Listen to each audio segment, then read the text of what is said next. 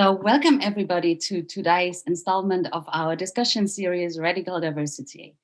I'm Bettina Wodianka and I'm the Cultural Program Curator of the Goethe-Institut San Francisco. As we are hosting this event today from San Francisco, I want to start with acknowledging that we are on the unceded ancestral homeland of the Ramaytush Ohlone, who are the original inhabitants of the San Francisco Peninsula.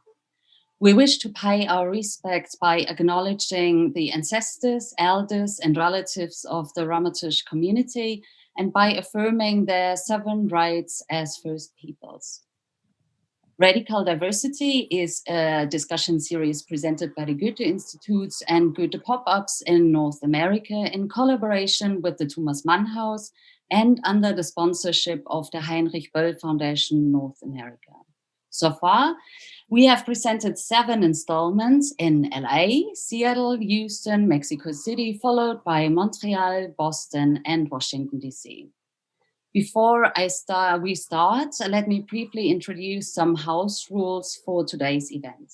The discussion will be translated simultaneously into Spanish. If you want to switch the language, please click on the little globe icon along the bottom of the screen. Moreover, you are more than welcome to ask questions at any time throughout the event. To do so, please use the Q&A feature. We will have time to include these questions after the discussion from around 2 p.m. on. It is now my great pleasure to introduce our 2 moderators, Max Czollek and Mohamed Amjahid. Max Czollek is author and an essayist. He completed his doctoral studies at the Center for Research on Antisemitism at the Technical University Berlin. His publication Desintegriert euch, De-integrate yourselves, critically reflects on Germany's demands for integration into a dominant culture. In his Manifesto for a Multicultural Pluralistic Society, Max reflects on the history, on the modern German identity, and the continuing influence of the past on the present. The publication was and is widely discussed, and it had an influence on the debates of integration in Germany since it's been published in 2018. His latest essay, Gegenwartsbewältigung, Dealing with the Present, was published in August 2020. Mohammed Al Shahid is a freelance journalist and author. He studied political science in Berlin and Cairo and conducted research on various anthropological projects in North Africa. He worked as a political reporter for the weekly newspaper Die Zeit and Zeit Magazin. Mohammed focuses on human rights, equality, and upheaval in the United States, Europe, the Middle East, and North Africa. In his book, now I have already translated, Unter Weißen, Among Whites, Mohammed examines, quote, the majority, those who set society's self-evident standards and define who or what should be regarded as different or other, end of the quote. His new book, Der weiße Fleck, The White Stain, has recently been published. Max and Mohammed, we are very excited about having you today. And without further ado, I'm handing over to you. The screen is all yours. Thank you so much. Thank you, Bettina, so much. Thank you also for hosting this discussion. A warm welcome also from my side. And I'm looking forward to the discussion with Abby. And now to you, Max, for a short introduction. Right. Thank you, Mohammed. Now it's like enough said about us. Now it's going to be on me to introduce Abby, who's going to be our today's speaker. It's a great honor to have you with us, Abby. And let me give you just a short idea, dear viewers, who we're going to talk about today. Abby Abinanti is a lawyer. She grew up on the Yurok, I'm hoping I'm saying this right, Yurok Indian reservation. Abby began studying journalism in California before she enrolled to study law at the University of New Mexico, where she was especially interested in the field of Indian law. She holds a doctorate of jurisprudence from the same university and taught in many universities, including Stanford and Berkeley. Abinanti was the first Native American woman to be admitted to the State Bar of California and served as a San Francisco Superior Court Commissioner for approximately 20 years. She has been a Yurok Tribal Court judge since 1997 and was appointed Chief Tribal Court Judge in 2007, a position she held in conjunction with her Superior Court assignment until 2015. Abby, thank you so much for being with us. This is very special in so many ways, and not least because this is the first edition of our Radical Diversity Talking series focusing on a Native American perspective. So thank you very much for joining us. I'm really very much looking forward to this talk.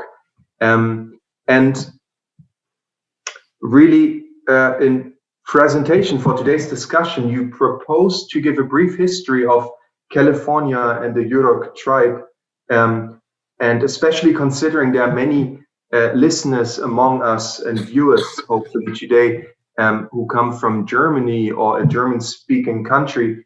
I think that that'd be a great idea to start with that and just give a bit of an idea of where we at, what's the history, and what's your part in it or your story, and then maybe take it from there to dive deeper, dig deeper into specific question. And dear audience, please feel free to ask questions anytime. They're going to be forwarded to us, and then we'll try to pick them up as soon as it's fit.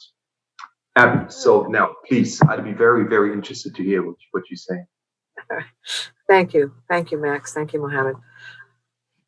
What I want to start with is sort of a conversation about the United States. And one thing you have to understand is that when the invaders came, they came to the East first. And so their experience is for the last 500 years. Our experience, meaning West Coast tribal people, is really for the last 200 years. So that our memory and our relationship is different in that in time it is so much closer. So we, the Yurok, called Poligla in our language, are from an area in Northern California on the coast. And we traditionally had villages all up and down a river called the Klamath River. And we still now have a reservation in that area. Our ancestral land is very reduced because of the invasion. Anytime you're looking at Native people, you sort of have to look at what is their historical contact with the issues that the invaders brought. And for us, they started, like I said, about 200 years ago. And the main difficulties that the invasion brought us were three. One is California suffered through a number of massacres. And massacres, because we were village people throughout most of the state, many of the massacres occurred during ceremony time because that's the time when we were all together in larger gatherings. So you have the problem of being massacred, which is obviously a problem. And then the survivors had this memory of being at ceremony and watching their families be massacred. So that's a very complex memory, shall we say. The next difficulty came from the fact that in California, there was a very large indentured slave movement. And slavery here was all about Native people. And they would send teams of militia up to kill parents and steal children because children are somewhat easier to enslave because they're easier to manage in difficult situations. Now, most of the slaves that came out of California came from the north, which is where we're from. And they would come up and they would send parties and they would go in. And besides the obvious difficulty of being enslaved, the children who were enslaved also, for the most part, got to see their mothers killed. Because as anyone can tell you, no mother is going to allow anyone to come in their house and steal their children. It's literally in whatever language you speak over my dead body. And that's what happened. essentially. And the third item was the forced taking of children to put in Bureau of Indian Affairs schools. And they were taken away from their parents, put in these schools with the idea of forced assimilation. And the forced assimilation was you were not allowed to speak your language, to visit back home, or any of those things because they wanted you to become like them. Now, those things impacted seriously on our community. And we are the largest surviving tribe, but we are the largest surviving tribe because the area that we live in allowed us to run and hide. That's number one. And number two, we were fortunate that we did not have the gold that they were looking for. That our rivers didn't have that. We had, later they came back for timber and for fish when they had, stripped the state of gold. And we did have those. But initially we were able to run and hide and secure our situation, secure our villages, and survive. Because at that point it was about surviving. So you have this complexity and you go, okay, so how are you now? This happens 200 years ago. You have all those memories and all those facts, and now you're here. And how are you going to go forward as a people? My job essentially is to create an infrastructure that was not allowed to evolve because we had to run and hide. So what you had to do is go back, look at your value system and say, what are we going to do now? Our dances, we're what is called a dance culture. So much of our culture is around dance and what kinds of dance, wellness dances, those different kinds of dances. Those were outlawed. When they were outlawed, our people essentially buried the dance sites and buried all of the dance regalia. And then, 150 years later, came back to those sites because they weren't gone. They were just hidden at that point. And then when I was younger, we don't have to talk about how much younger, why ruin my entire day. They were just starting to bring the dances back. And now they're much stronger, as is teaching of the language, because they came back. That's the basis. But then as you look toward our institutions, you go, okay, well, we're in a society that right now is very rights-based. You have a right, all the criminal rights. When you're arrested, you have a right to remain silent. You have a right to this, you have a right to that. Well, Yuroks don't have a rights-based system. Yuroks have a responsibility-based system. And that changes your practices. And I often say to people at home, go ahead and tell your grandmother you have a right to remain silent. And I'll be happy to help you put your head back on your shoulder.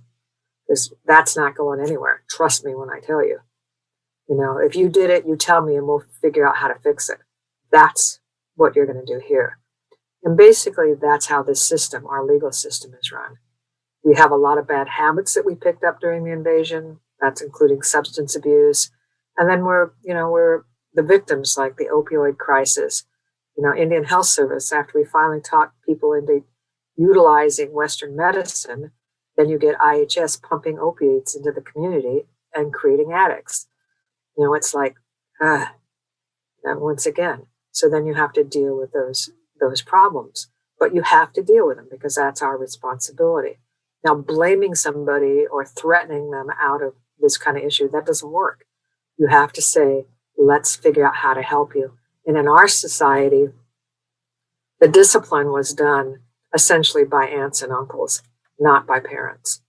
So that when we have a number of advocates in our court system, and they're trained to act like aunts and uncles in present circumstances, and they're available 24/7 basically to do that.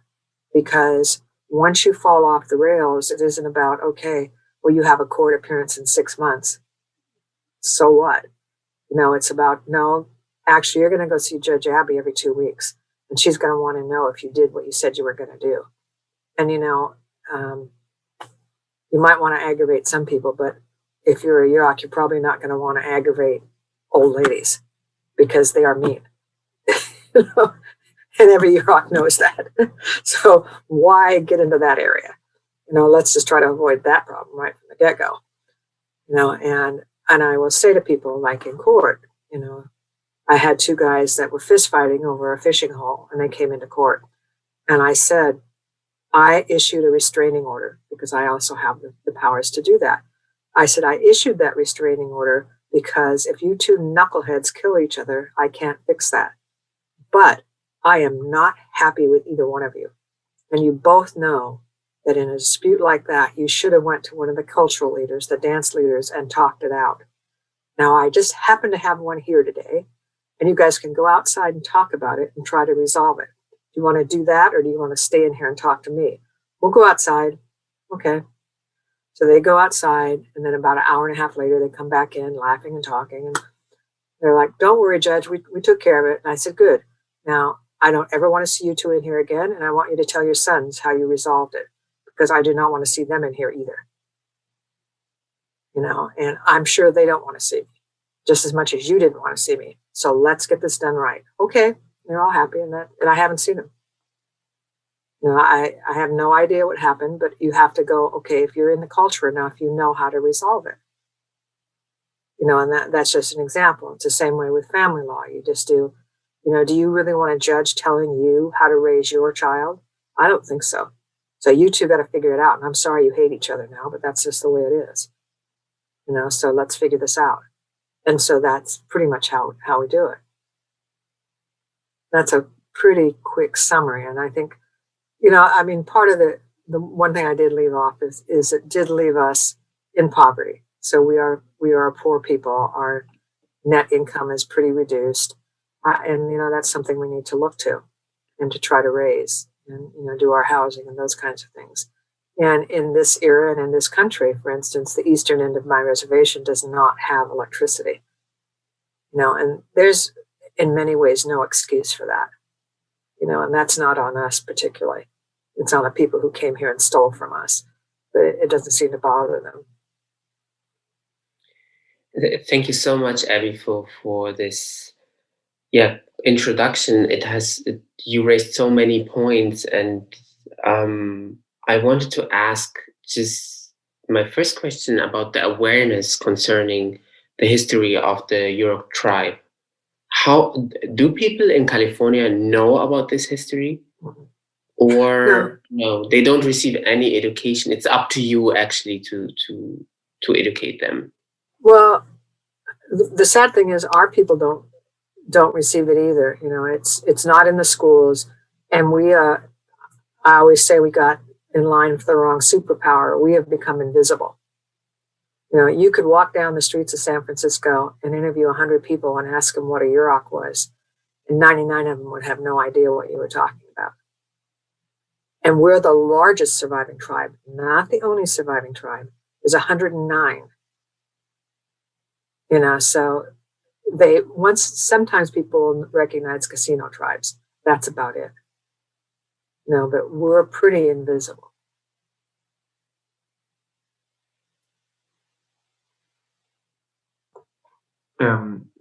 Yes, I would like to pick up another thread. I think, like as Mohammed said, there's a lot of things kind of we can follow down now or through. And I'm just wondering about one thing, and like something you talked about, and also there was in your biography, which is the simultaneous presence of those two kind of law systems you were talking about. We have, like every series of radical diversity, we've also had a different focus. We've talked about we're going to talk about journalism next time. We talked about art. We talked about literature. We've talked about different things. Now it's going to be law.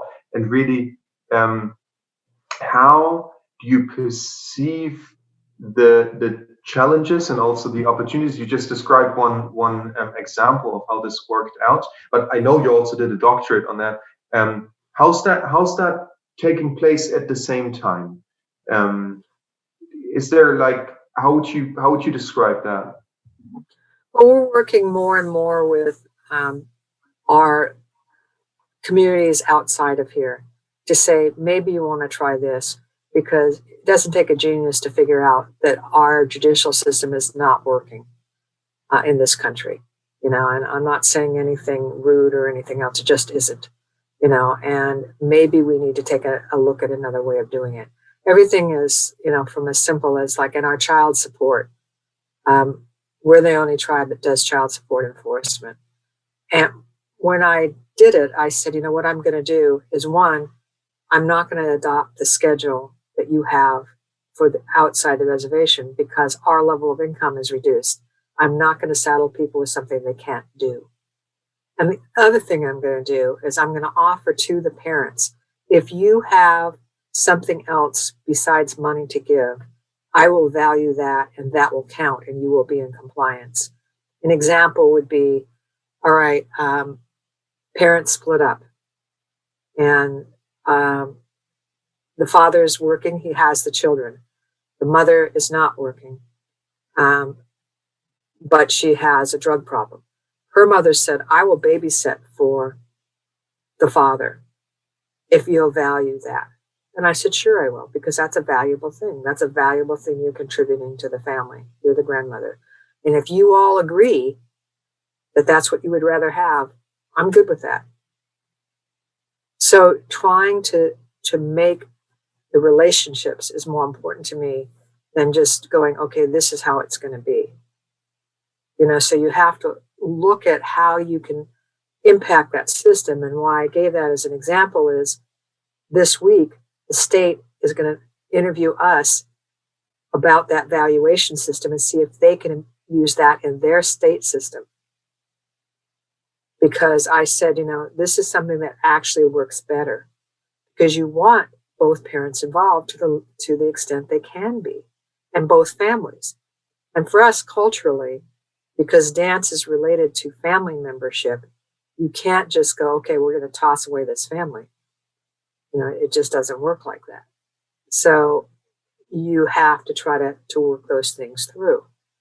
But so we're starting to have an impact on other systems because they're looking at us and going, wow, they have such a high compliance rate. I don't have people not doing it. Because if I do, I send somebody out to talk to them, or I figure out what's going on or what's happening, or you could have brought them wood for the winter for heat because we use wood heat. Why didn't you do that? Oh, I didn't think of that. We'll do it, and then we'll be good. Okay. So it's just reminding people to meet their responsibilities. And then if they don't know how, to tell them, because when you have an interrupted culture, you might not have heard how to do it or learn how to do it, because a lot of those practices are things that you just pick up on. People are always laughing at me and saying, well, how do you get fish? I said, you tell your nephew you feel like eating fish. Isn't that how everybody fishes? So I fished for a long time. It's always worked for me. You don't get wet, you don't get cold, whatever. So you have to know the culture. Actually, I wanted to ask, I'm so sorry if I have a lot of basic questions, but that's fine. I wanted to ask about the relationship between the legal system of the state, actually the invaders, and your own legal system. You said now they are like copy pasting because they know now it's better. But is your legal system actually integrated into the state legal system, or? We're not integrated so much as we're concurrent. So I can do some of these things. And if I do it, then they don't have to do it. And if I happen to do it better, all the better. And that's pretty much it. Like I'm getting a lot of agreements now to divert my people out of their criminal system because, frankly, I do a better job of rehabilitation and support and doing all these things. I set up a team around them. I mean, it's like anything else. Sometimes it works, sometimes it doesn't, and you have to realize that if you say you have to do this and you have a whole list of things, there's going to be times when they skip 3 or they skip 7 on the list, and you have to go circle back and do it and not make it a deal breaker unless it is a deal breaker. you know, and it isn't just because I said it, you have to do it. No, this is how we're going to do it. So you can be responsible and be on your own and be in community and hold up your head. Who wants to be ashamed of themselves all the time? You know, we're going to help you put that behind you. That will be from another time, you know, and that's what my goal and my role is. And so when the other systems see that, when the state system sees that, they're like, okay, well, that makes sense. Or the judges now are familiar with me. So they'll say, okay, if Judge Abby says that's what's going to happen, that is what's going to happen. Trust me. Because she is way meaner than we are. So let it be. You know, and like we have a domestic violence program. And the program treats victims and it treats perpetrators.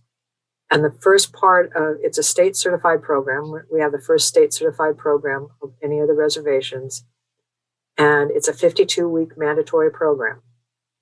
And one of the first things that the people who are perpetrators have to do is interview every old person in their family. Because I said, you need to know where violence came into your family, because that is not how we did it. And you need to know where that happened and where your memory came from, because you learned this behavior from something. You know, and so we've been very successful with that. You know, and the surrounding courts like success. I mean, nobody likes to go to work every day and go, okay, I'm going to have 70% failures here. You know, so they look at us and go, wow, where'd she come up with that? Let's see if we can do that. Because the whole thing of this country is that a lot of people came here and a lot of people came here on the run. Well, part of what happened then next to them was they were forced to assimilate into the melting pot, give up their cultures. You know, another really bad idea, you know, that has not really benefited anybody except the 1%. You know, because if you give up your culture, it's how do I behave? What's my touchstone here? What am I supposed to do? You know, and that's what I'm working with our people about. No, you're not giving this up. You're going back to it. You know? Just between brackets, because I'm no lawyer or judge here in Germany, but I think the German legal system is not tolerating any alternative legal systems. Actually, in your case, it would be the original legal system. But it's interesting to see that the quality of your work actually is persuading the judges, and they're sending you the people. So it's just, from a radical diversity perspective, an interesting, I don't know if I call it a system, but a coexistence actually of two systems. And one has a whole other philosophy actually, to not punish maybe, but make a better society out of what we have. Yeah. But Max, well, maybe you went, or I think Abby, go ahead. Yeah, I think you have to be willing to do that and to challenge it by example. Because it's not like they don't know they're failing. You know, they may not want to admit that, but if you start having successes with their failures, you know, then they notice it. I mean, we had a movie that we did, Tribal Justice, and one of the characters in the movie was a real person, Taos, who was about, I don't know, maybe in his late 20s. He was about to be sentenced for his third strike, which means that he would never again see the light of day. And I took him and I said, let me work with him for a year or two. You know, and this man had been involved with probation, CYA, San Quentin, everything since he was 8 years old. You know, now he's been free of any offenses for the last, I don't know, 8-10 years now.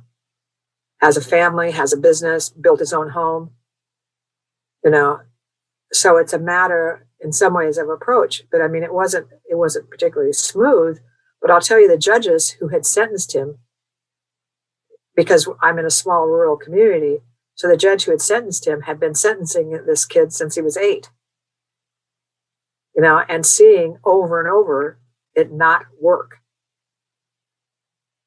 And, you know, the judges, well, how are you going to make him do it? I said, well, just let me give it, you know, let me take a shot at it.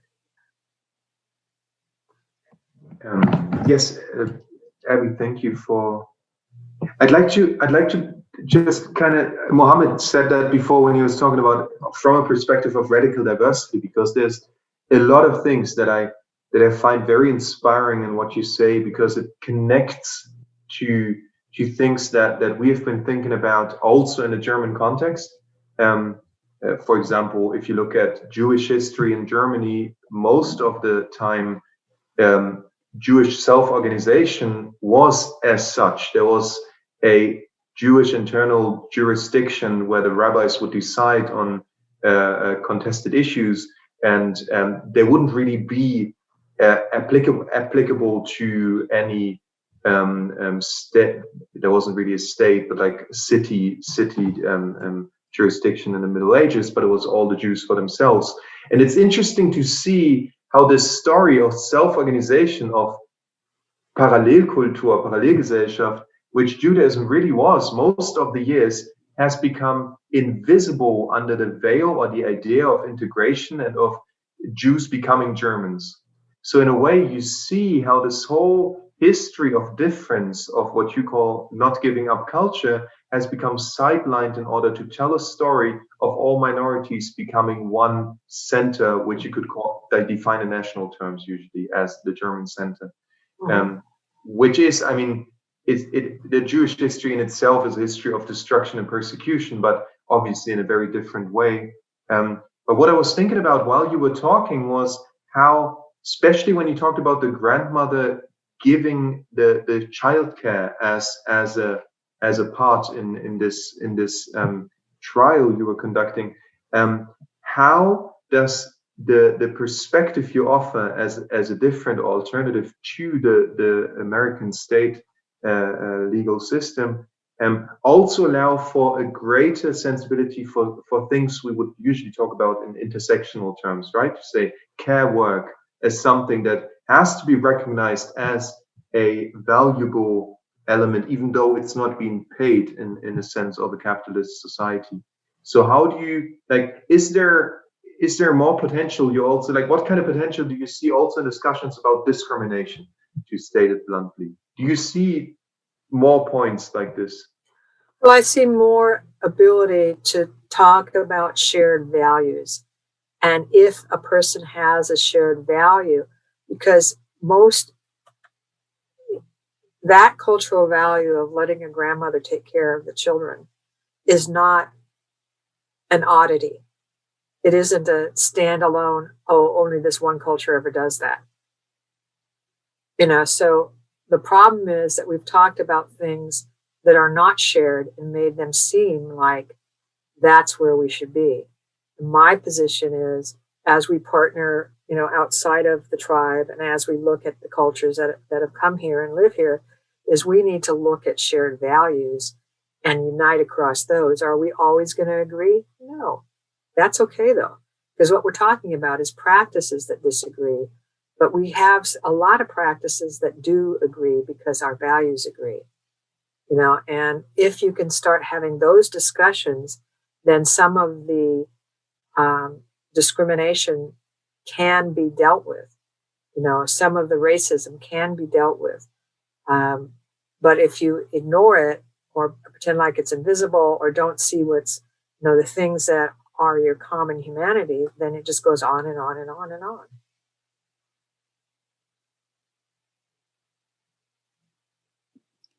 I was just actually thinking of the discussion about Kamala Harris. She was criticized from many sides, actually, that she was also the personification of that failed legal system in California, even though that person, where from a German perspective, we would say, yeah, there is common ground and the values are somehow in that campaign, values that a lot of progressive people can agree on and share, that maybe it's like this broken system. I don't know if broken system is the right term. Maybe it's built to. be unjust, but maybe you can give us your perspective actually on the state legal system. You know, parts of it are broken, and they need to be redone. You look at somebody like Kamala. I have firsthand experience with her. She started the first truancy court in San Francisco, and I was the first judge. So I had a relationship with her. And clearly, now whoever came up with the brilliant idea of putting, having the power to put parents in jail because their kids weren't in school, I don't know. But she made it very clear to her deputies and to the court that she did not intend to do that. She intended to try to figure out why these kids weren't in school and get them in school. You know, so you find yourself in a position and then you try to work the best you can. Now, she could have locked up a lot of parents, frankly. I mean, because I had this calendar one, I forget how often we had it, but trust me, we could have locked up a ton of them. I don't think I ever locked up one of them. Nor was I ever asked to lock up one of them by her team. We spent an inordinate amount of time trying to work with their parents about why they weren't there and get social workers or whoever to help them figure out why their kids weren't in school. We did bust one conspiracy where this group of kids who were immigrants and who parents clearly did not speak English had somehow convinced their parents that they didn't need to go to school. And imagine their parents' surprise getting hauled into court. And it was hysterical because you saw the parents turn and look at those kids. And I thought, I do not want to be those kids when they go home because they are in so much hot water. So I just said, well, let me put this over for 2 weeks. And, you know, your social worker can go out there and we'll figure it out. Those kids were trying to get out of that courtroom like they were blasted out of a cannon. And those parents were like, you know, so that took care of it. But I mean, you know, so, and they were perfectly happy. We all, the lawyers and the DAs and whatever, we were all sitting around laughing because we figured out those kids were in so much hot water that we didn't need to do anything. We could go out and have coffee because they were toast. You know, that was just like, maybe there'd be a felony, but it wasn't the felony we were looking for. You know, so, you know, but so you have to look at the systems and you have to see how you can change them.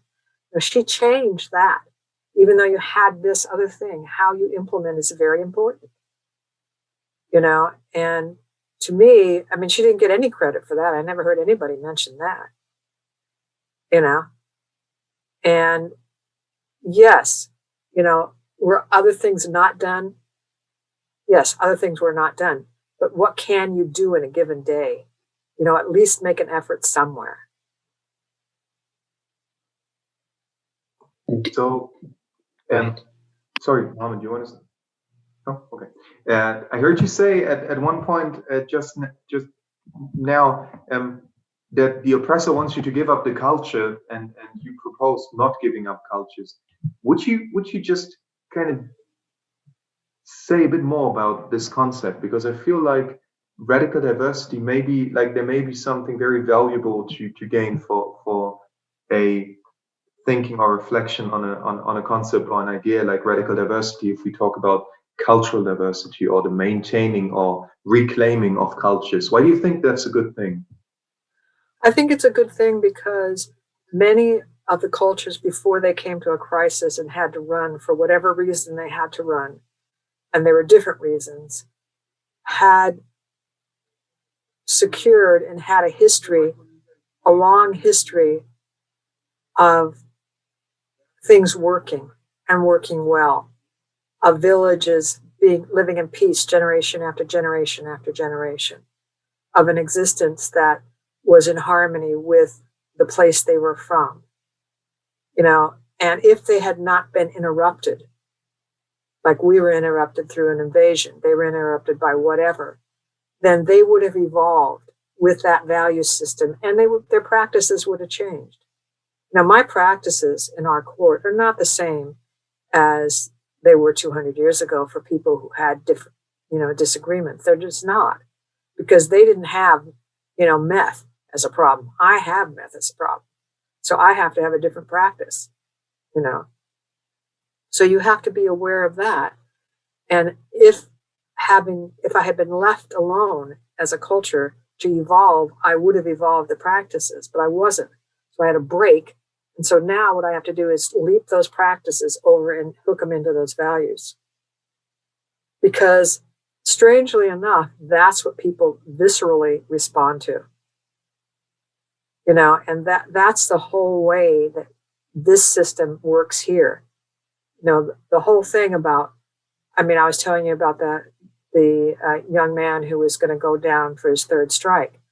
He was at this meeting and he was furious about fishing regulations. And he was about to get pulled out of there by the police because he was getting whatever, he was getting a little out of control. So I just walked up to the front of him and grabbed his shirt. I thought these cops were going to have a stroke. You know, and he's like towering over me. And I just grabbed him and drug him out of the room. And they're like, oh my God, what, you know, he could hurt you. He is not going to lay a hand on me. You know, that would be the last thing he would ever think to do. Instead, he got a huge tongue lashing for his behavior.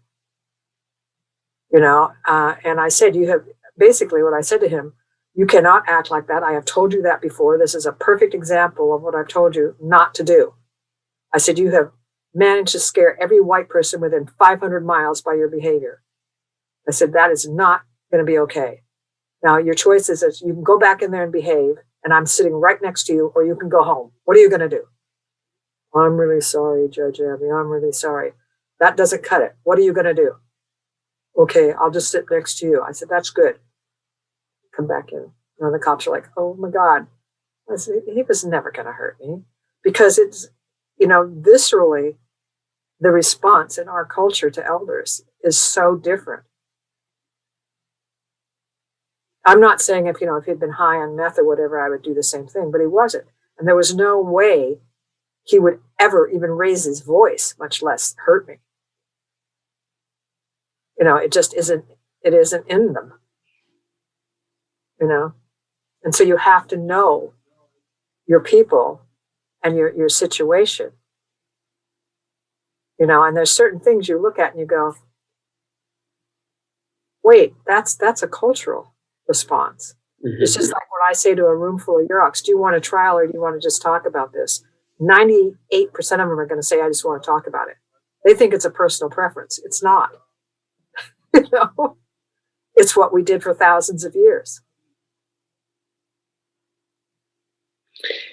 If you agree, maybe we can take the first questions. Sure. Yeah, from the audience. And we have two questions. They go into the same direction and they came in at the same time. So I want to read them to you and maybe you can share your thoughts. Right. So the first question is, what can I do? I'm a white German immigrant educator to act in solidarity with your Yurok tribe and indigenous tribes in general. Your invisibility is unacceptable for me. However, I live on Ohlone land. I hope I pronounce it well. I donate to indigenous organizations, but I don't feel that's enough. The second question is, I used to live in Humboldt County, close to the Yurok. Humboldt County just kills me, by the way. And the anti-native erasure is rampant, especially at native sites like the Trinidad village.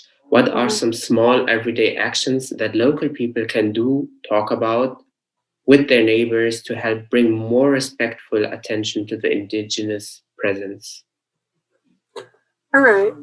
I think educators have an uphill battle right now because the curriculum is so difficult in the sense that it doesn't tell the truth about hardly anybody.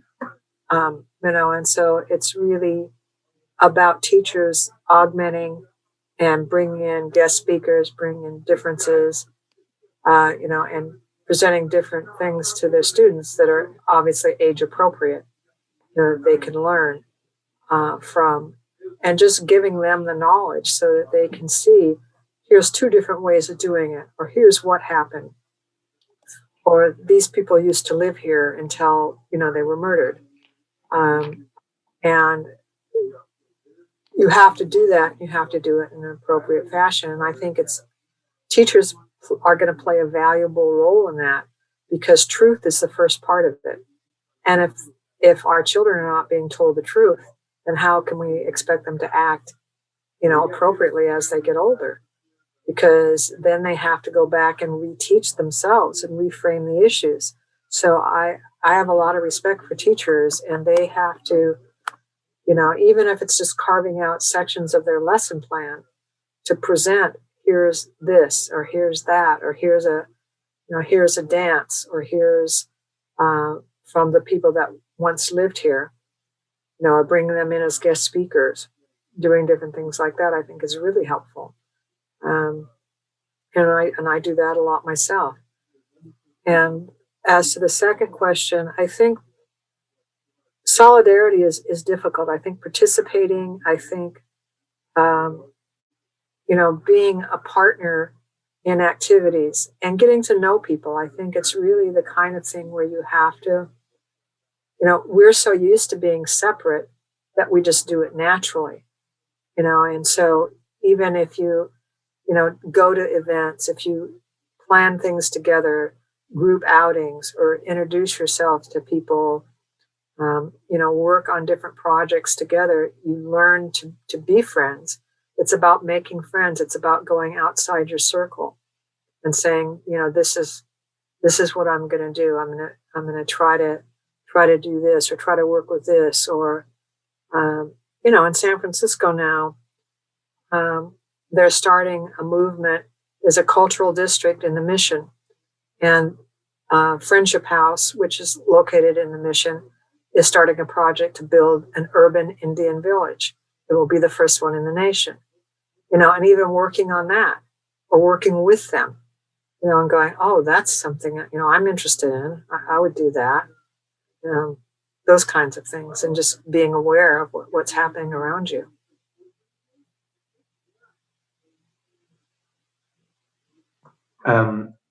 Thank you. I think I will go on with questions, because there's two more. Okay. I got some more too, but let's involve the audience as well. So there's one question which may be a big one, but still we should try to at least gather a few ideas on that. Thank you so much for your conversation. I'm interested to understand better how nature is seen in the Yurok legal framework and beyond. And then in brackets, I know it's a big question, brackets, maybe Abby wants to share a few thoughts or experiences. Well, nature is seen as part of the family. I guess that's the, it's very interesting to me, because we always refer to, in our language, things like there's people, there's dog people, there's deer people, there's fish people, so they weren't really seen as separate so much as part of a family. And nature was seen the same way. The river provides us with this. We're supposed to do this for the river. And if we don't do this for the river, then the river will not survive. If we do not take care of the river, the salmon will not come. The salmon come and they feed us, and we live a good life with that. But if we mess up that river, then the salmon will not come. We will kill them. And so it's all a family relationship, and so there's not really a lot of difference in that way. You're supposed to relate to them, and an old friend of mine was visiting a few months ago, and I have a new puppy from the SPCA, and we were walking outside, and the puppy was walking with me, and I was talking to the puppy about something wrong that she had done, which is pretty much what she does all day. And the person said, I've known you for like 40 years, and I have to say, you're the only person I ever heard speak to a dog in full sentences. And I thought, how odd, doesn't everyone? And I was really stricken, because I had never paid attention to that fact. Because the people I grew up around with, my mother, Native, and other members, different people, we all talk to them in sentences, doesn't everyone? And so you realize then, these differences, and you go, okay, well, that's it, because we see each other all as a group, not as I'm better than this dog, or I'm this or that, or this river is my river. No, it's not my river. This is something that we belong together, and we work, and I've let the river down to a certain extent. It does have issues now, and we have to pay attention. May I ask a question here? That book that Bettina mentioned that I just wrote, there is a part of it where I'm talking about people reinventing stuff, and reinventing actually the fact that you need to respect nature here in Europe or in the US. So in one part, I write something like, good for you, but Native Americans, for example, they are living this for thousands and thousands of years. So a lot of mostly white people were very offended that I wrote that. So my question is, how do you feel when you see that the invaders actually broke your culture and killed your people? Some of them are now slowly reinventing things like, you need to respect the river, you need to respect the environment. Is this a good thing, or does it make you mad maybe? I don't know. Well, I mean, I think arrogance is always annoying, and especially when, it's somebody like me who's older and they come with that, and you go, that's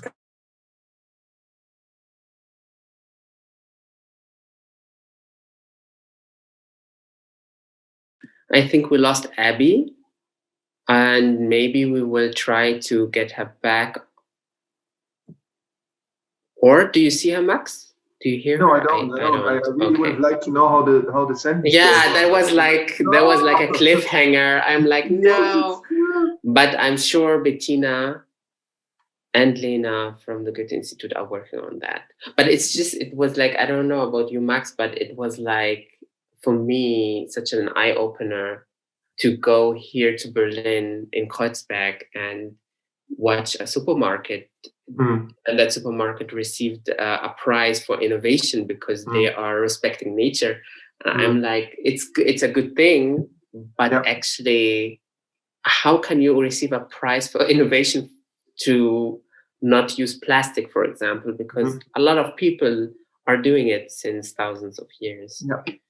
And I'm like, I read that example in your book, and I found it very striking. And at the same time, something that I really hope that Abby is coming back, I was thinking about, was how so much has been lost in a way. I mean, you have that in your book with a part of your family history, which has been kind of like almost reawakened by the conversation you have with a white German artist who turns out to be a show off, but still he's triggering that, right? So, and suddenly you start to remember, I know those stories also from like the pains it takes to reconstruct something like a history that's reaching beyond Holocaust, for example. Like, how do you reconstruct that? It's not there. It's destroyed. There's no pictures. There's basically nothing. So how do you get, like, I think Abby just talked about bridge the gap. How do you do something that you know how it was 200 years ago, and then there's a lot of stuff left because people had to hide, people couldn't dance, people couldn't do stuff, and then now suddenly you have to do a shock therapy to put that into the presence. Also, because no one, as Abby said, is like, there's no education actually also within the community, because there was an erasure of all that knowledge, and people started at one point to say, it's not important to know your own history, because anyway, you need to integrate yourself or go into that melting pot and dissolve your own culture. So it's actually interesting how people are rediscovering things. It's like also like, it's like a comedy show somehow. And at the same time, I'm being very mean. I feel, I don't know, because I just talked with Fridays for Future, for example, with an amazing young activist.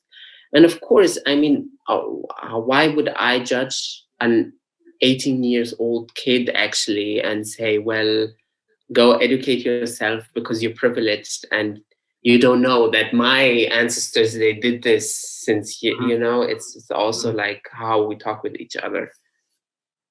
But I'm wondering if that isn't proving a point that we're trying to make with this series, and that Abby just made very forcefully, and that we have been making for the German context on integration as a basically a concept that is not working, and it's not actually providing the things you need to come to terms with how the present challenges our concepts, and how we need to find new ways that in a way you see that the focus on difference, and the focus on difference in cultures, and the focus on difference in knowledge is a necessary background in order to find a multiplicity of answers, in order to find a difference of answers. Because if you don't do that, you're all thrown back to the white man inventing everything, which is just not that brilliant. But Abby is back. Abby is back. We were like saying that was the biggest cliffhanger ever. It's true. Abby, so nice to see you again. Are you everything all right? Yeah, it's just, you know, it happens here a lot. No worries. Okay. But I think we're just in the midst of your answer about somebody reinventing stuff. Mohammed and I just kept on talking about this whole idea of reinventing things, and the importance that maintaining cultures also has, just in order to have an array of possible answers ready at hand. Because if not, it's lost, and we have to reinvent that stuff, although it has already been there. So another argument for radical diversity. But you were talking about how people come to you, and they're like young people, and then talking to you. And I think your last sentence was, me as an older person, I'm hearing this and I'm like, darling, and then you broke off. So what were you about to say? It's just essentially you have to you have to get used to a level of arrogance, you know, and I've dealt with it throughout my life. And, you know, their criticism is not as important as my message is in my mind. And it just doesn't impact me that much, you know. And if they're doing the right thing at the end of the day for the wrong reason, it'd be nicer if they were doing it for the right reason, but whatever. You know, and that's kind of how I leave it. And, you know, I wasn't in charge of their home training, so I don't have, you know, any responsibility for that. If they have no manners, they have no manners, you know.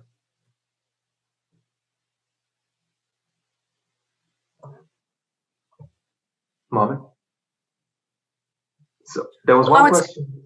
Yeah. Well, I would say, Mohammed, and to everybody else who is younger, that is one of the things that's the hardest to learn to deal with, you know, but I try to not engage with that part of it unless I have to, you know, for some reason, because that takes away from your message. Their behavior then allows them to control your message, you know. And I noticed when I was a young lawyer and I would go into court, and being the first woman tribal lawyer, you could imagine some of the scenes that I walked into, you know, and how unpleasant they were. But what I learned in that situation was that I was there to stand next to somebody. And that's what was the most important, that they weren't in there by themselves. And what's the most important in your situation is your message, not that they have no manners, you know. And so I was there for the message. I wasn't there for anything else, you know, and I got used to the level of garbage that would be coming in my direction, which was pretty significant. You know, I had people say the weirdest things to me in court, you know. So, I mean, also you're just busy. You don't have the time, I imagine, to react to that. I mean, part of it's busy, and part of it is, how do I want to spend my time? Yeah. Do I really want to spend my time talking about how your mother didn't teach you any manners? Not particularly. You know, that's on you and your mother, not on me. I got problems of my own, you know. Well, maybe this question is also actually trying to highlight some of what we just discussed. It's a longer question, but the question itself is that your point, Abby, to focus on shared values helps, but how do you reach out to people who want to focus on differences? I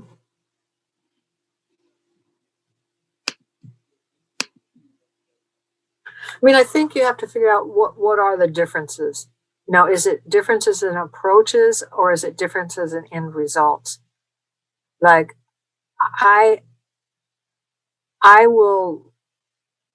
have lost, but I will not quit if I think I'm right. And so sometimes you have to just follow that road to the end. I, in my mind and heart, believe and will defend the river to the end. I may not win, but I will not quit. So there's certain issues like that that I have no give on. You know, and so you have to separate those out. Others, you go, okay, well, I can, you know, walk a little bit this way or a little bit that way, and I'll be fine. But I think in certain things, and I remember, you know, one time I was being told, you're going to have to learn how to do security in your courtroom. I said, okay. So I went to this seminar because it was required for all judges. And part of the seminar was that the bailiff is in the courtroom to protect you first and get you out of the courtroom. And, you know, you will leave first. And so I went to my presiding judge at that point and said to my supervising judge and said, I will never do that. I said, I was not raised to run out and leave children and old people in a courtroom. Because if I run out of that courtroom and away from my responsibilities, I will have no place to go because I will not be able to hold up my head. I won't do it. I'm just telling you. And so we got in a discussion about it. And finally I said, look, let's just leave it at this. I understand that you've told me to do it. If it comes to it, I'm not going to do it and I'll take the discipline, whatever it is. Let's just hope it doesn't happen in my courtroom. He's basically, the judge said, okay, well, I can live with that. But there are certain things I will not bend on. That I wouldn't bend on. You know, and I said, I wasn't raised to it, won't do it. You know, so, and there were a number of those little occasions, you know. So we have another question from Canada, actually. Hi there. The question is, I'm curious to know more about land claims in California, as reclaiming indigenous lands is an important element here, but also a constant battle against the Canadian law system. Well, that's one question. And the second one is if there also were there any trade and other connections between your people and the Coast Salish people, and how to bridge that gap given the American-Canadian border. So the reclaiming the land question and then the other one. I am sure that the canoes went up and down the coast.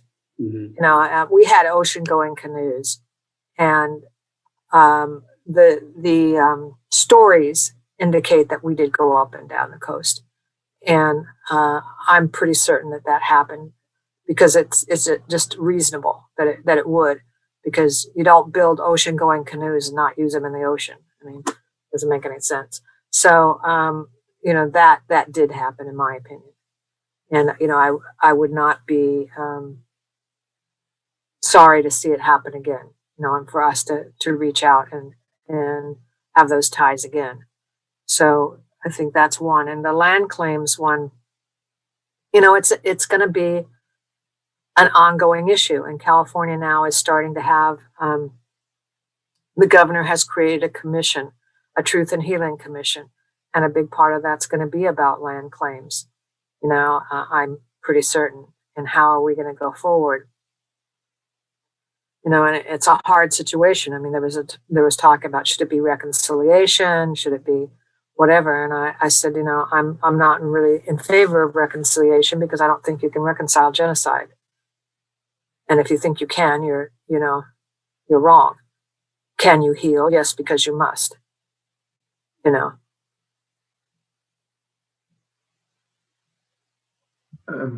Thank you. I will continue with the questions. questions are coming in very cool. So people, like dear audience, please keep on asking. We got about 15 minutes left, so please fill it with your question if you want.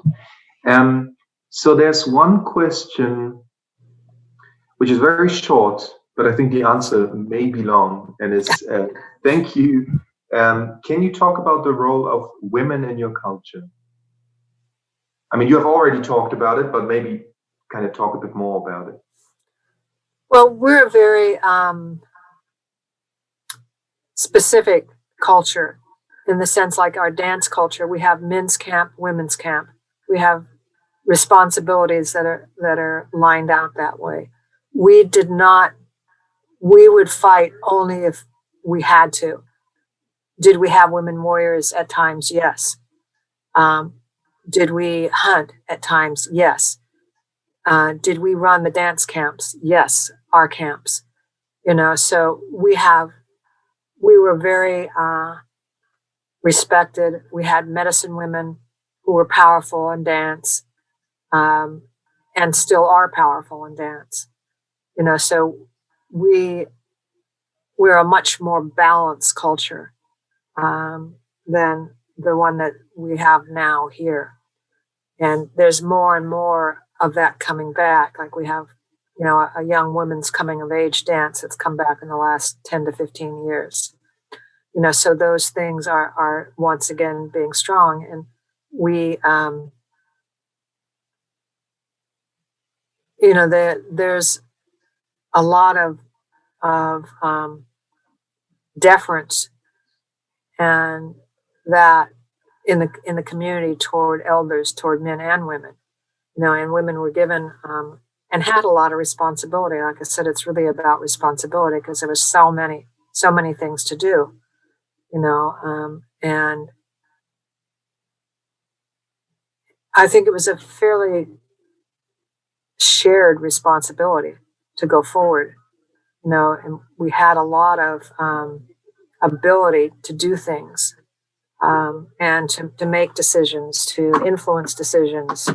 And dance, like I said, is the most important thing. And we have a whole, women's camp that controls the women's part of the dance. And all of the, the men may have brought the food, but we, for the most part, you have to feed at dance, and it's a huge responsibility. So there's a lot of parts of it. Now everybody had a lot of responsibility, and they were all interlocking. You couldn't do, couldn't do my function without their function. They couldn't do their function without my function. So it was more like that.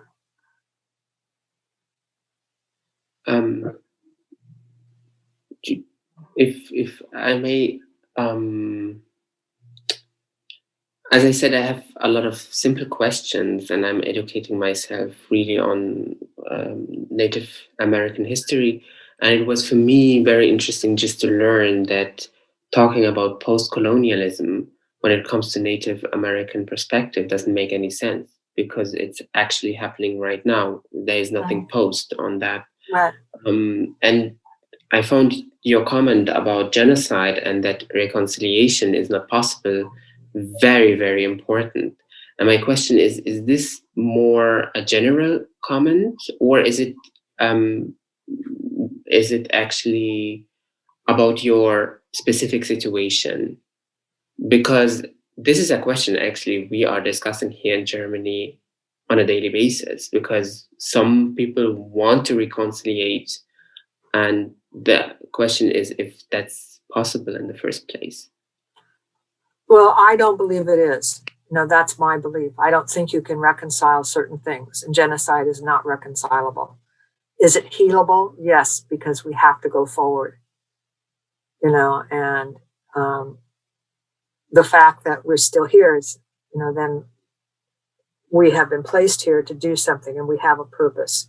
So we have to act out that purpose, and we have to do what we're supposed to be here for.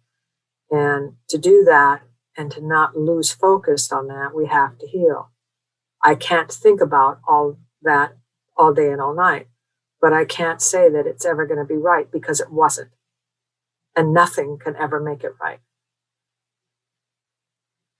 You know, you can pay me, you could all, you know, everybody could leave the country. Nothing will make that right because it wasn't. You know, so there's no way to fix it. And that way is a way to heal it and go, okay, we're going forward because we must, you know. And it's a burden on the people who did it, you know. I mean, how are they going to heal themselves? You know, from being brutal colonizers. I mean, that's a stain on your existence. I mean, to go forward and to be like that, to have that inside yourself. You know, who wants to be them? Not me.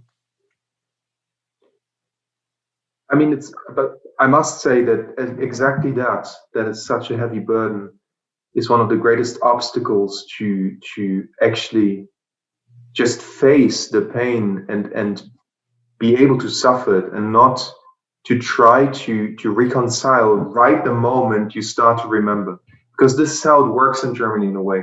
Once you start to remember, the reconciliation is already being cashed in. It's almost like the Jewish side says, or whatever, the side who experiences racism says, let's talk about racism, we have to do it. And the German side is like, yeah, let's talk about it, and thank you for the reconciliation.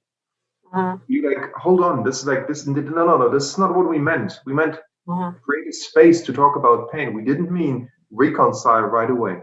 And I find it interesting how you differentiate between reconciliation and healing, because in a way, I was talking just the other day about this great Audre Lorde saying about we were never meant to survive, and how this is true for all kinds of different discriminated minority groups.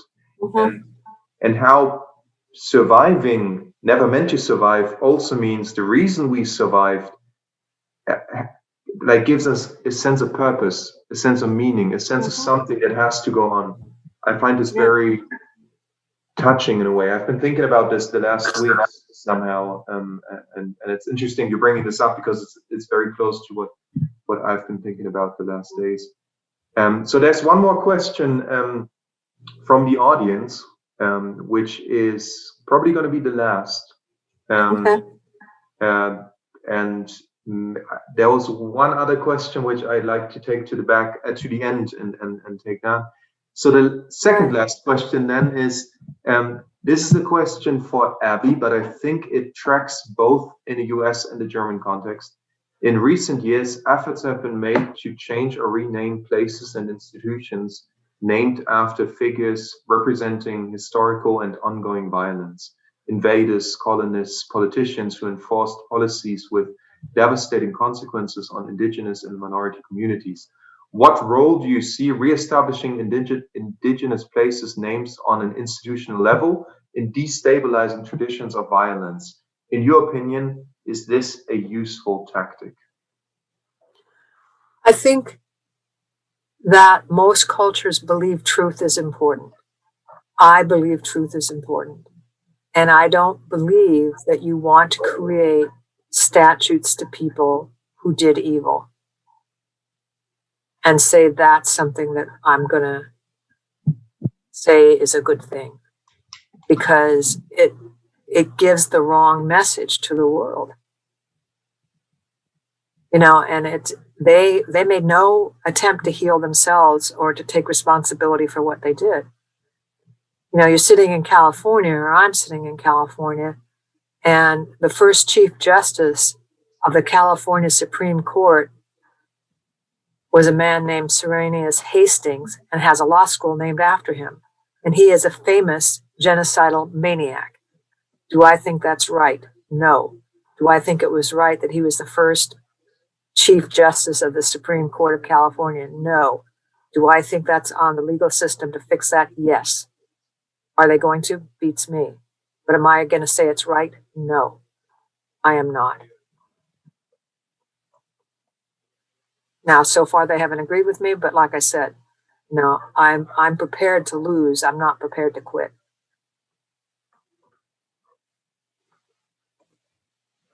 So there's one question which I kind of saved to the last. Okay. which is someone wrote, "Thank you very much for your continued work, Abby, Max, and Mohammed. I see change coming, but I hope it comes sooner than later." I know it's not a question, but I think maybe it's an interesting thing to ask in the end. Do you see change coming, and do you think it happens sooner or later? You know, I don't really look at it like that. I look at, you know, today's Wednesday, what am I going to do?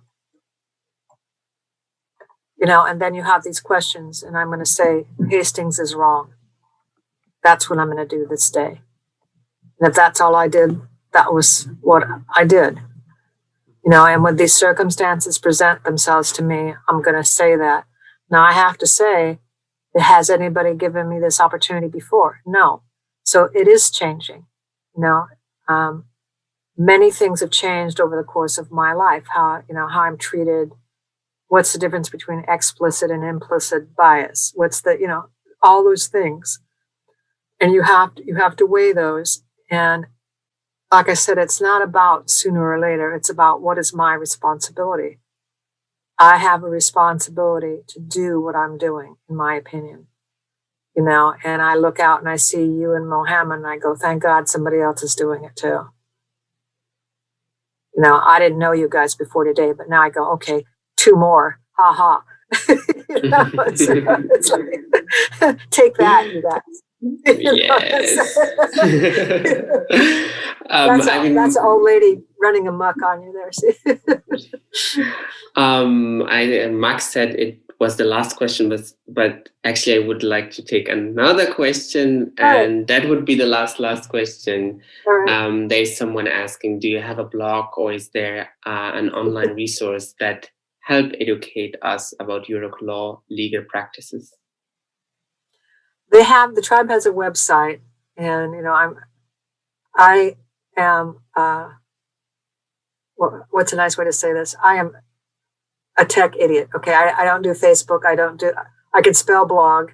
I don't know how to turn on my TV unless, you know, one of my nieces or my daughter or somebody's there. I never turn it on because I don't know how. So I'm sorry about that. But we do have a website. I do know how to do email, and with a lot of help from Bettina, I did figure out how to do this Zoom thing. So that should count, right? Yes. Change is coming. Now we can Zoom. I mean, it's, thank you, Bettina, for... Oh, yeah, see? Yay, Bettina. Posting the link. I don't know if you're up to it, Abby, but I would suggest that you get your own show, Judge Abby, and you just talk and we listen. It's just, I mean, I don't know if I can go. It's night here in Berlin. I don't know if I can go to sleep. I need to think about all the stuff you said. Thank you so much for your knowledge and your time. I just would like to announce our next episode installment of Radical Diversity on the 31st of March, very quickly, if you allow. For the 3rd episode of Radical Diversity this year, we travel to New York, one of the US media and journalism hubs. We have invited Carla Murphy, a journalist, writer, and editor who focuses on inequality and diversity in journalism and journalism reform. Murphy will speak with us about how to build diverse and sustainable newsrooms, as well as challenging the troubled history of the so-called objectivity in journalism. Me as a journalist, I can tell you stories. Anyway, I would like to thank you, Abby, for your knowledge, for your time, for being with us today. And I get car sick, but next year I hope I can drive to the Yurok Tribe and see you, and hopefully. Well, you must send me an email so you're sure that I'm here, and then we will write you first. All right. Thank you so much, Abby. Also from my side, thank you. I will think about how to bridge the gap. There's a lot of stuff that I take with me. Same like Mohammed, I still need a bit of time to finish the day. It's a lot of stuff to take away. Abby, thank you for sharing that. You can always email me too. All right. That was a lot. Take care. Thank you. Bye-bye.